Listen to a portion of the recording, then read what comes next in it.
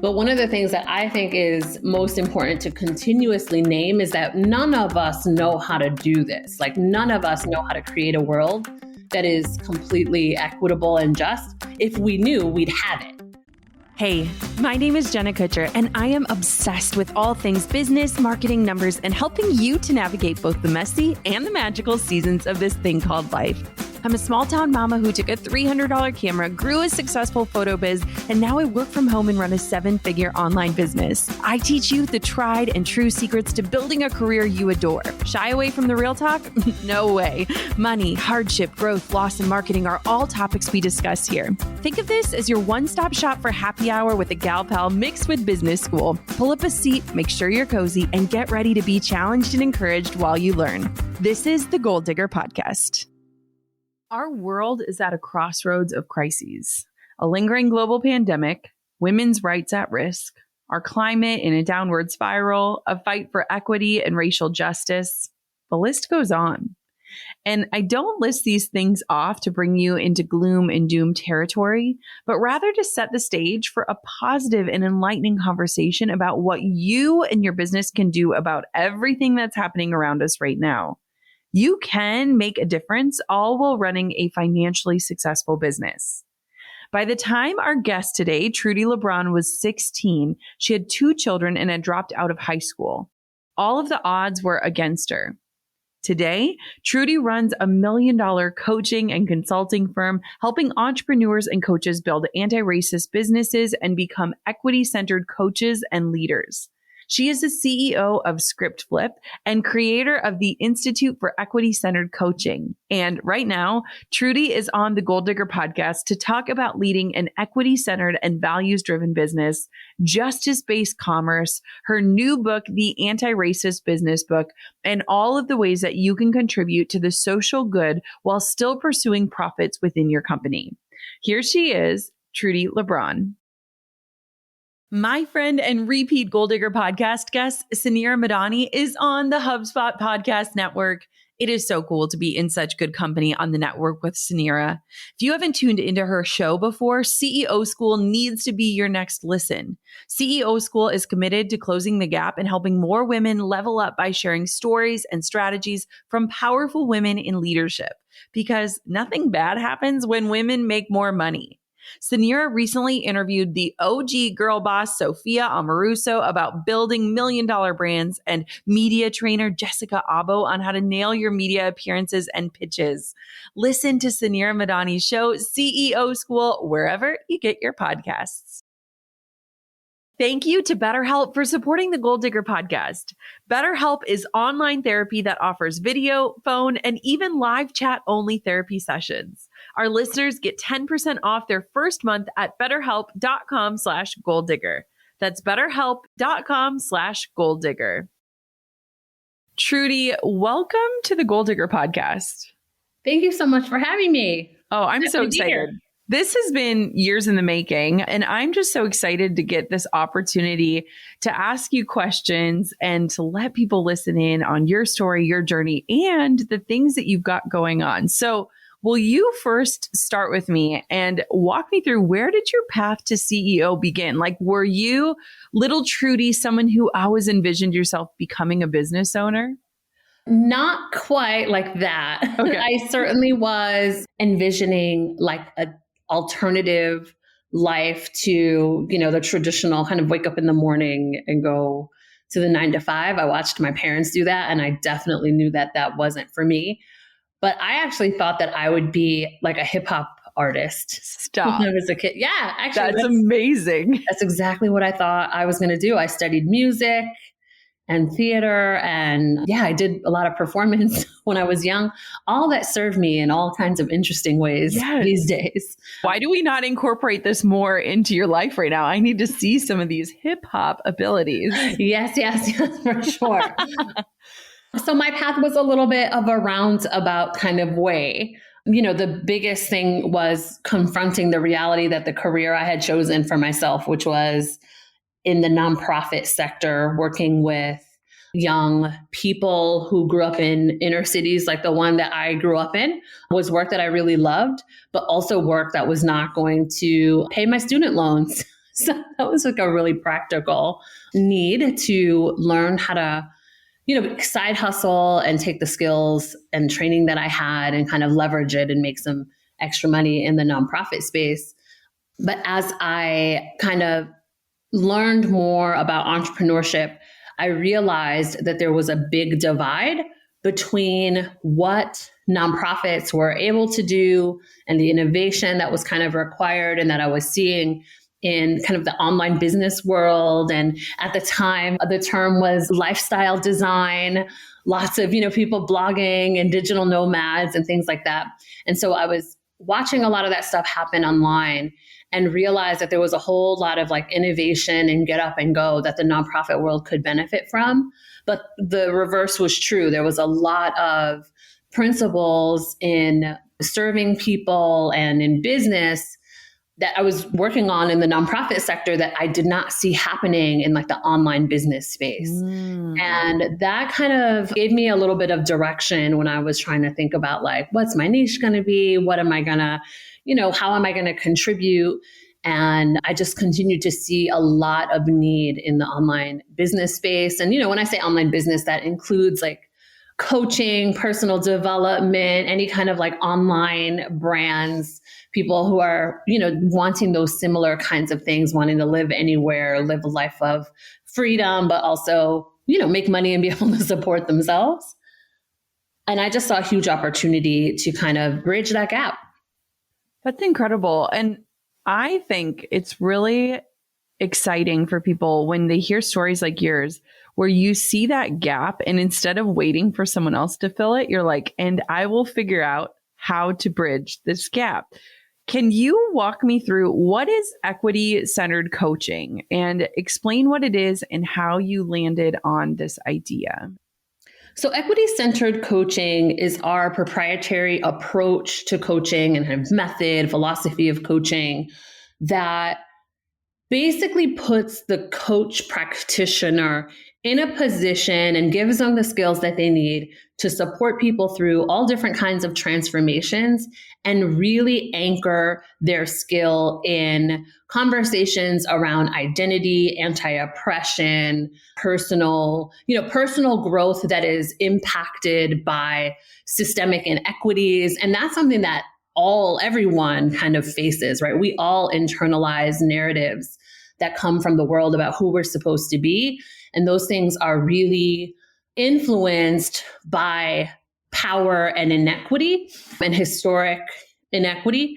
So our coaches who come and learn equity-centered coaching are really wanting to be able to serve people and hold a wider context for their life. One of the things that is true when I was working in the nonprofit world, doing a lot of racial equity work and anti-racism training, is that one of the biggest one of the predictors in someone's life outcomes are race and zip code. Those are two of the biggest predictors of someone's life.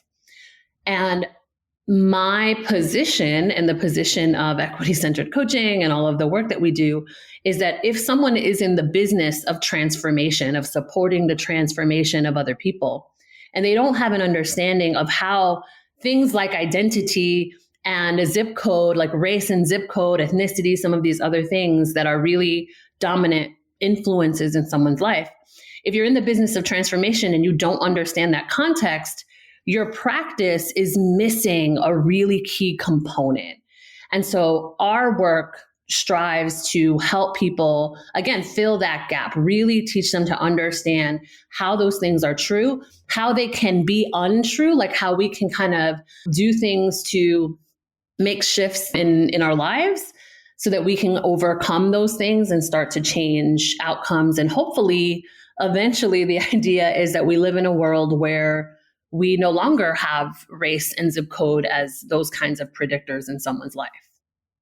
That's really, really compelling. Walk me through. So as someone who recently released a book, you have also done that.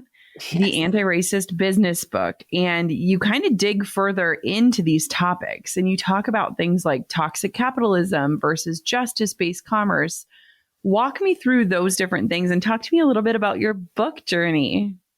Oh my goodness, the book journey was really interesting. And I'll just say that when I started the book journey, it was a very different book because in 2019, when I started talking to agents, the world was not necessarily ready to have the book that I wrote, to the anti-racist business book. It was really hard to get people, particularly people who have online businesses. And online businesses are really unique, and small business in general, but online business is really unique because we can work with people all over the world from our homes, which means that we're interacting with people of all different identities and cultures and languages and all of these kinds of things. And it also means that, the entrepreneur, the owner of the company, can kind of make decisions quickly, right? And they're not influenced by a board of directors or a whole bunch of, owners or partners in the business. Like, people can really make decisions quickly. And because of that, it was really challenging from between 2016, when I really started kind of leaning into this angle really intentionally, it was kind of difficult to get people to understand why this work was so important, why it was important for coaches, people in personal development world, people in online business to start paying attention to race, to diversity, to oppression, all of these kinds of things. And so, in 2019, it was still pretty difficult to get people to pay attention. And of course, in 2020, the world shifted in all kinds of ways. And so I was able to write the book that I feel needed to be written. So it was definitely a formative experience. It kind of, shifted and evolved. The writing process itself was I would say it was pretty quick. I probably wrote the book in about 6 months, but it was content that I had been, sitting on and kind of pulling together for years.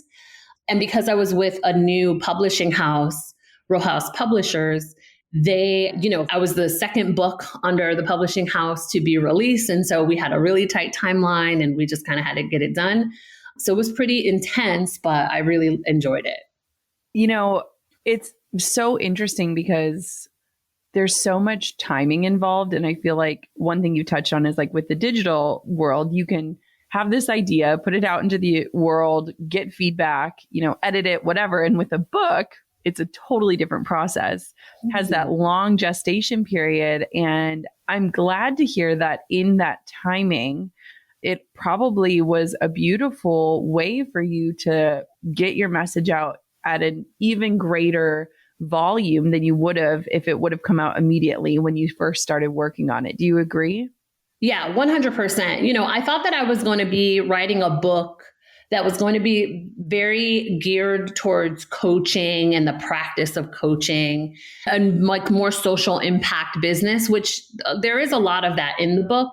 But I was able to really lean in hard to that angle of anti-racism and anti-oppression, which is what was needed. But again, had I wrote the book in 2018 or 2019, I don't know that the world would have been ready for it in the same way. Yeah. Will you walk me through, Trudi, what is justice-based commerce and how is it different from toxic capitalism? Because I think both of those words and kind of the descriptors are really important for entrepreneurs to understand. Yes. So first I'll say that the reason that I started to sit with these concepts is because lots of folks, myself included, who grew up in the nonprofit, who came into their career through the nonprofit space, have this really difficult relationship with money and earning money and all kinds of things. And it's not just people in nonprofit world, but it's definitely prevalent there very much. And for folks who, maybe grew up with not having a whole bunch of money, like there's this narrative that having money is bad and capitalism is bad and it's like the root of all evil and all of this.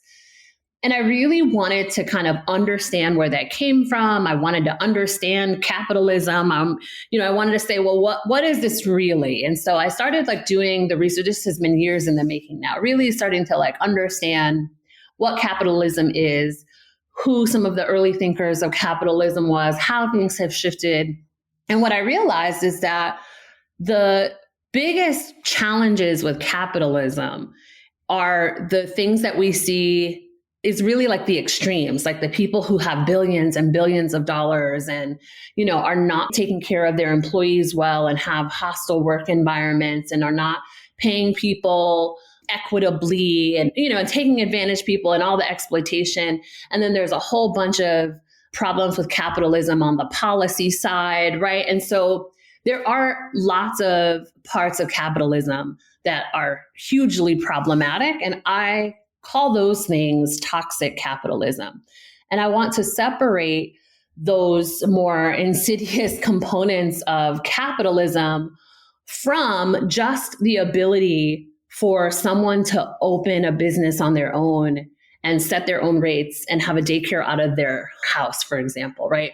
We can do that because we have a capitalist economic system, right? The reason that I can have a business in the way that I have it, and the reason that when I was 19 or 20 in college and hustling, I studied theater and I was like hustling, teaching our, theater classes on the side, like to elementary schools and things like that. Like I was able to do that so easily because we have a capitalist economic system. And, right, and there are also tons of parts of capitalism that I cannot stand.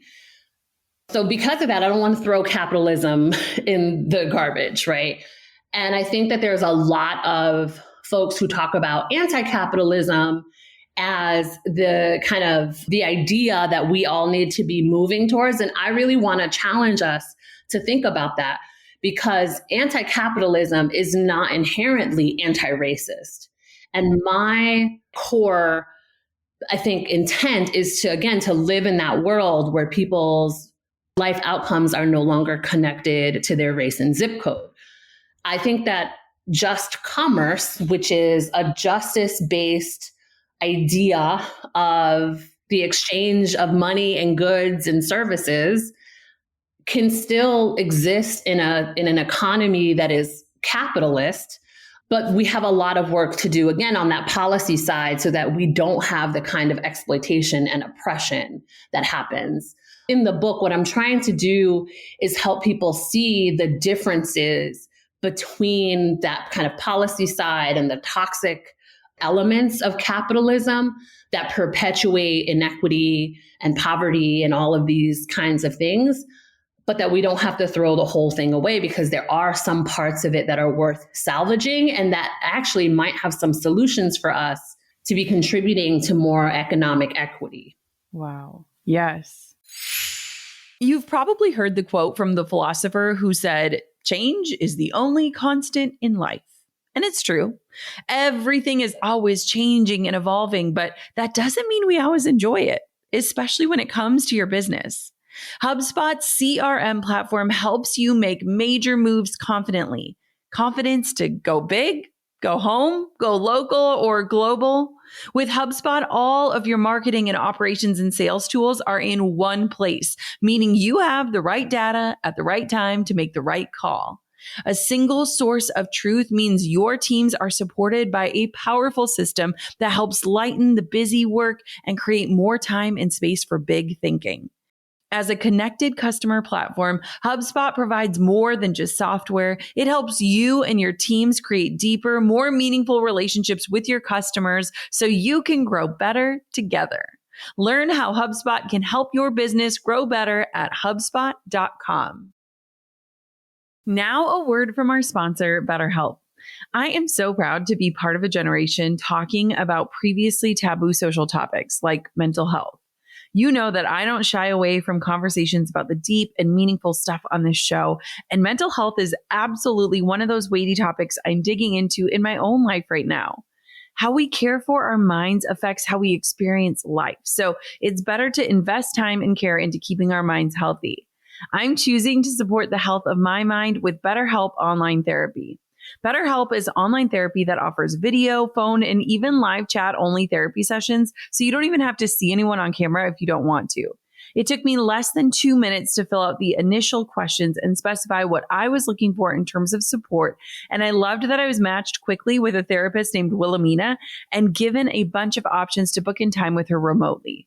It's much more affordable than in-person therapy. I can do it when I'm on the road, and you can be matched with a therapist in under 48 hours. If you want to invest in your brain health too, our listeners get 10% off their first month at betterhelp.com/goaldigger. That's betterhelp.com/goaldigger. Yeah, that is a really great way of explaining it. And I am guessing that listeners are hopefully nodding their head along with you. And so maybe the next question to follow that up would be then, how does a business pursue profits as this end goal while also contributing to social good? Because I think a lot of us can see like these systems, these things that we've relied on, are not working any longer. I don't want to contribute to the problem. I want to contribute to the good. Is there room for both? Like, how do you find that balance? And what does that look like for someone who is pursuing a life as an entrepreneur? I certainly think that there is room for both. That's one of my most important messages, I think, is that we can do business and that we can do good business and we can be working for social change, right? That is, and in fact, we need more people who have this like justice-based heart, who are interested in racial justice, in all kinds of justice, really, who have economic resources to be doing the things like, supporting politicians who can actually change policies and being able to hire employees and paying them equitably and giving them health insurance if that's something that you can do, that we can create businesses that are good stewards to not only our clients, but to our teams and, our kind of broader communities. And the way that we do that is with money, right?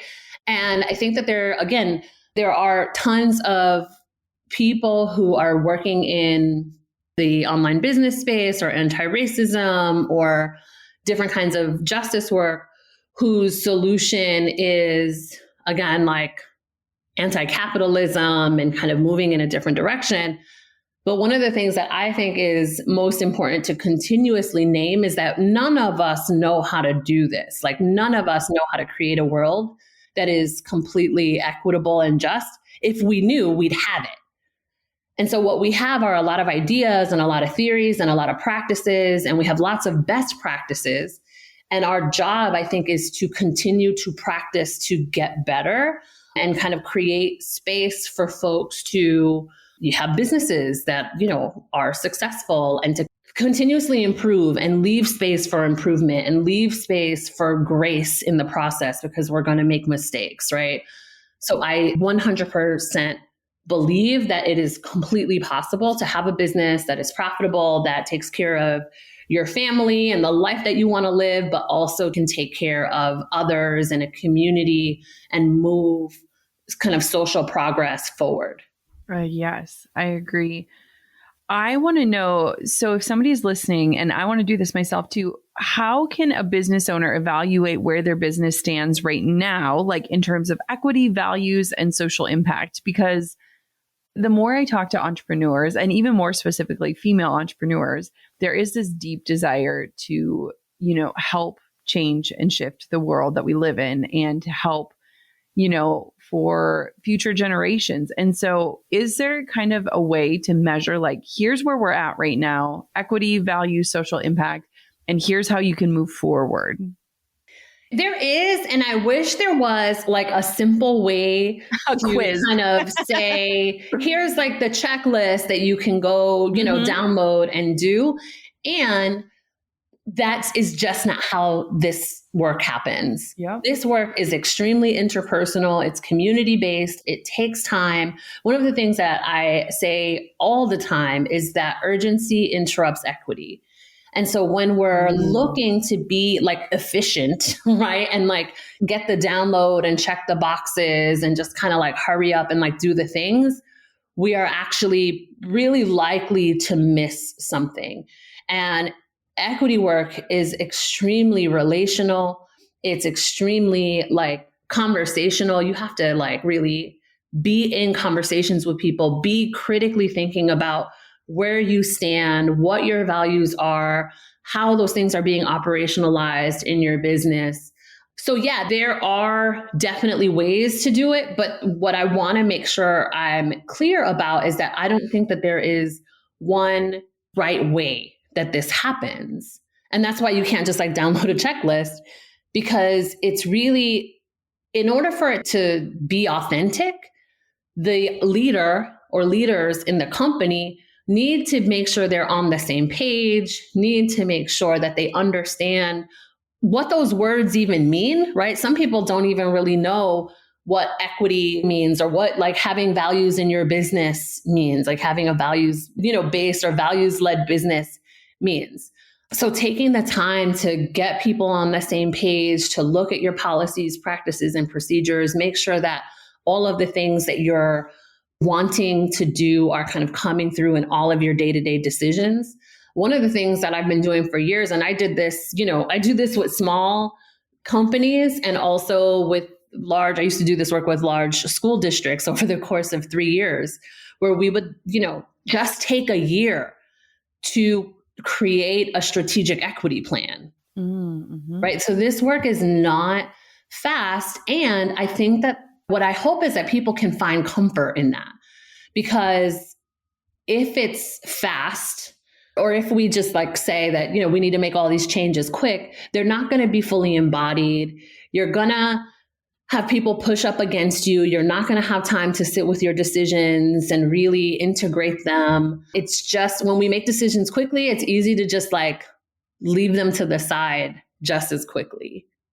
So taking time to do this work, working with a facilitator who has a background in this, this kind of work is extremely important, because it's just hard. It's, it's hard and it's not check the box. Mm-hmm. Oh, I think that's so powerful. I love referrals and recommendations. Do you have any companies or business owners that you see effectively addressing and evolving their business to better serve the social good? Like, is there anyone that we should be watching, or anyone that we should be supporting as they evolve and in turn invite everyone else to evolve as well?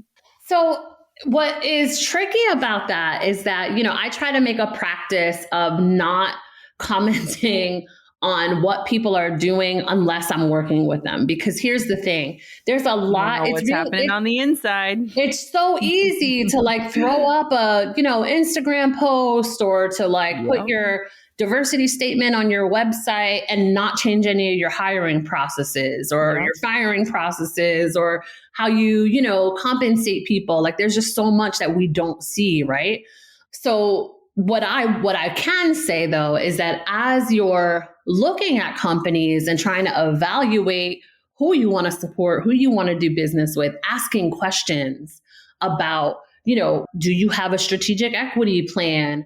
How do you, what kind of work have you done around diversity, equity, inclusion over the last however many years now that we have had, a lot of attention being paid to this work? Is there any evidence on their website that they have taken this on in a serious way?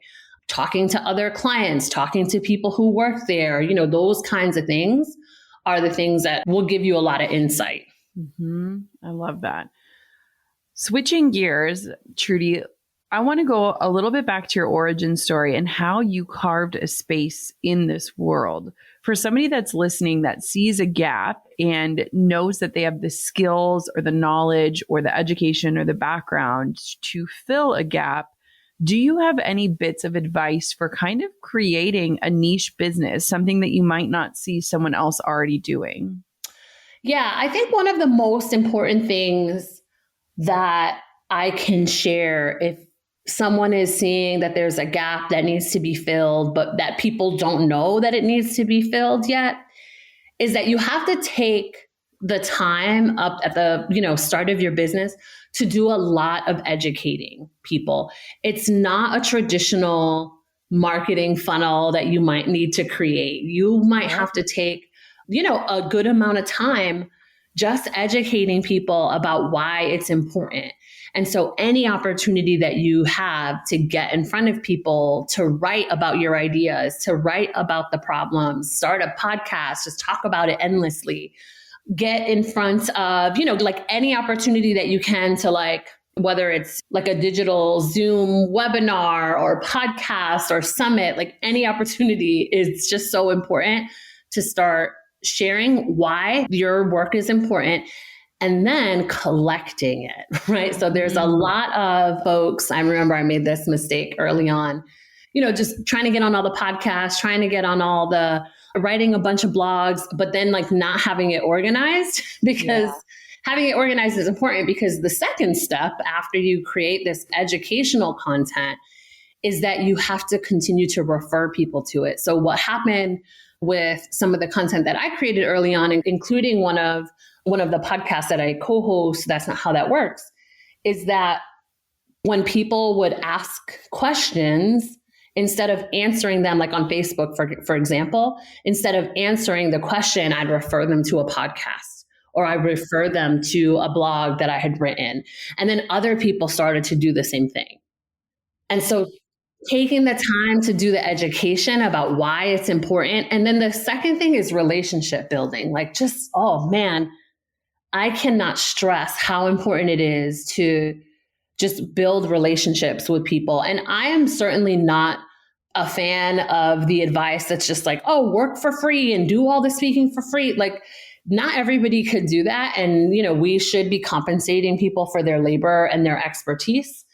And that does not negate this idea of generosity and like relationships. Yeah. So I remember a couple years, just meeting folks and they would tell me about some of the challenges that they were facing in their business or questions they had about diversity. And I would just, in conversation, just start answering questions.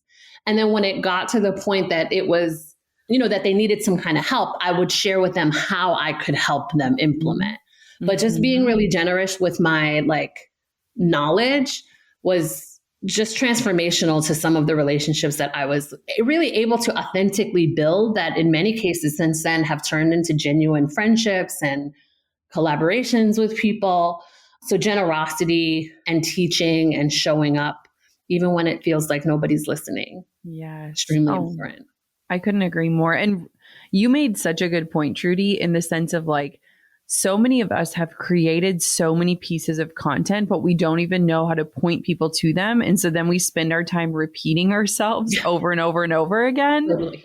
And you have built up, when you think about all of the places that you are creating and sharing, from a podcast to a book to blogs to, all of these different places, it's such a beautiful reminder for people. If you can organize that and send people to how it's organized, it's not only going to save you time, but it's going to give them a better experience. Because when you sit down to intentionally create something versus when you're just off the cuff trying to quickly serve and answer a question, it meets them where they're at without you having to be a broken record, which I think is such a great reminder. Totally. And oftentimes that content is so well thought out. Yes. That it's just such a better resource anyway. Yes. Oh my goodness. Okay. So I want to circle back to your book, and I really want my listeners to get their hands on it. I think that this conversation is so compelling, and I think it's something that so many people need, and maybe they're not ready to hire somebody to come into their business for a year, but they're very curious and driven to change. Tell me a little bit more about your book. Who is it for? And then what do you hope to see as a result of what you teach inside of the book? So the book is really for anyone who owns a business, works in a business, buys things from businesses. It's really for everybody who interacts with businesses. Because, even though there's a good section of the book that does talk about implementation, here's how you might consider writing your community agreements and your values. And there is that kind of applied content in there. But the first section of the book is really kind of laying out, what some of the challenges are with business in the first place, how we need to reframe the way we think about business, what anti-racism is, how we should be thinking about it in the context of our work and our leadership. So it's really for anyone who is interested in business at all. I have heard from so many people who have read the book who said that, it helped them give language to things that they were feeling or problems that they were seeing and didn't understand, why they were happening. So definitely, the business has a more general application than just for people who are starting businesses. For people who are starting businesses or who are leaders in another business, what I hope is that it starts to give inspiration to making small changes. There's a lot of things in there that just can give someone some ideas for how to move towards being a little bit more values driven, the changes that you can make in a hiring process, ways that you can apply your community agreements or your values into your day-to-day decision making, reframing your relationship with money. So what I hope is that people, kind of use the book and not go and implement everything, which is actually something I say at the end of the book. It's not meant to be, again, a checklist that you go and just say, okay, we did chapter 1, chapter 2, chapter 3, but that you that becomes almost like a tool that you reference back to every now and then. And you go, okay, well, now we're going to work on this, or now we're going to work on that until, hopefully at some point people are ready to get support, whether that's from me or someone else, but that the book is a good starting point for people to just begin the inquiry if they haven't yet. Oh, amazing. Trudi, where can everybody find you, learn more about you, grab your book? Give me all of the places that we can connect. Yes. So the book can be purchased anywhere books are sold. So all the big retailers, and if you're able to get the book or order the book through an independent local bookshop, we always, recommend that that's something that you consider, but I know that not everybody can do that. So if Amazon is where you have to go, that's totally fine as well. And the best place to come and hang out with me and kind of be introduced to the world is on Instagram, actually. And I'm just at Trudi Lebron, Trudi with an I. Amazing. Everyone, go grab your copy of the Anti-Racist Business book. Trudi, thank you for the work that you do and the way that you show up. I am consistently inspired by you, and I just love following your journey and watching it all unfold. Thank you so much for having me, Jenna. It has been great. You are the best. Thank you so much for tuning in to today's episode. I think it was a really powerful conversation, and I hope that you leave it feeling empowered to dig in a little deeper. I think a lot of us are looking around and we see that the systems are broken, but if we want to be a part of the rebuild, we have to equip ourselves with the knowledge and the know-how to do so in a way that serves the greater good. I sincerely hope that everyone grabs a copy of Trudi's book, The Anti-Racist Business Book, wherever books are sold, and support her in her quest to teach the world about equity-centered coaching, businesses, and leadership. So grateful that you hit play on today's episode. And of course, goal diggers, until next time, keep on digging your biggest goals. I'm over here giving you a virtual high five because you just finished another episode of the Goal Digger podcast. Did that go by way too fast for anyone else? If you want more, head over to goaldiggerpodcast.com for show notes and all the discount codes from today's sponsors. And if you're looking for a new crew of movers and shakers like you to bounce ideas and ask questions, be sure to join my exclusive community for Goal Diggers on Facebook. The link's waiting for you at goaldiggerpodcast.com.